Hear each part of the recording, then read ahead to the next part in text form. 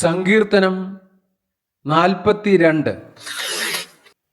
മാൻ നീർത്തോടുകളിലേക്ക് ചെല്ലുവാൻ കാംക്ഷിക്കുന്നത് പോലെ ദൈവമേ, എൻ്റെ ആത്മാവ് നിന്നോട് ചേരുവാൻ കാംക്ഷിക്കുന്നു.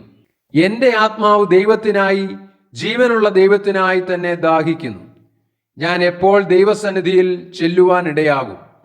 നിന്റെ ദൈവം എവിടെയെന്ന് അവർ എന്നോട് നിത്യം പറയുന്നതുകൊണ്ട് എൻ്റെ കണ്ണുനീർ രാവും പകലും എൻ്റെ ആഹാരമായി തീർന്നിരിക്കുന്നു.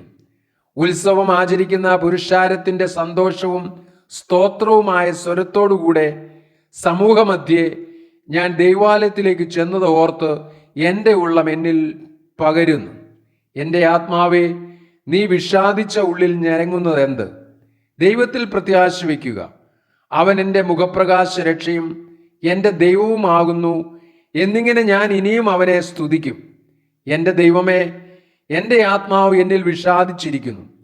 അതുകൊണ്ട് യോർദാൻ പ്രദേശത്തും ഹെർമോൻ പർവ്വതങ്ങളിലും മിസാർ മലയിലും വെച്ച് ഞാൻ നിന്നെ ഓർക്കുന്നു. നിന്റെ നീർച്ചാട്ടങ്ങളുടെ ഇരച്ചിലാൽ ആഴി ആഴിയെ വിളിക്കുന്നു. നിന്റെ ഓളങ്ങളും തിരമാലകളുമെല്ലാം എൻ്റെ മീതെ കടന്നുപോകുന്നു.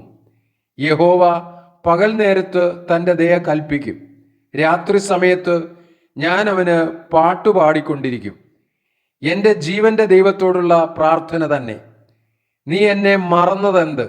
ശത്രുവിൻ്റെ ഉപദ്രവം ഹേതുവായി ഞാൻ ദുഃഖിച്ചു നടക്കേണ്ടി വന്നതുമെന്ത് എന്ന് ഞാൻ എൻ്റെ പാറയായ ദൈവത്തോട് പറയും. നിന്റെ ദൈവം എവിടെയെന്ന് എൻ്റെ ശത്രുക്കൾ ഇടവിടാതെ എന്നോട് പറഞ്ഞുകൊണ്ട് എൻ്റെ അസ്ഥികളെ തകർക്കും വണ്ണം എന്നെ നിന്ദിക്കുന്നു. എൻ്റെ ആത്മാവേ, നീ വിഷാദിച്ച് ഉള്ളിൽ ഞരങ്ങുന്നത് എന്ത്? ദൈവത്തിൽ പ്രത്യാശ വയ്ക്കുക. അവൻ എൻ്റെ മുഖപ്രകാശക രക്ഷയും എൻ്റെ ദൈവവുമാകുന്നു എന്നിങ്ങനെ ഞാൻ ഇനിയും അവനെ സ്തുതിക്കും.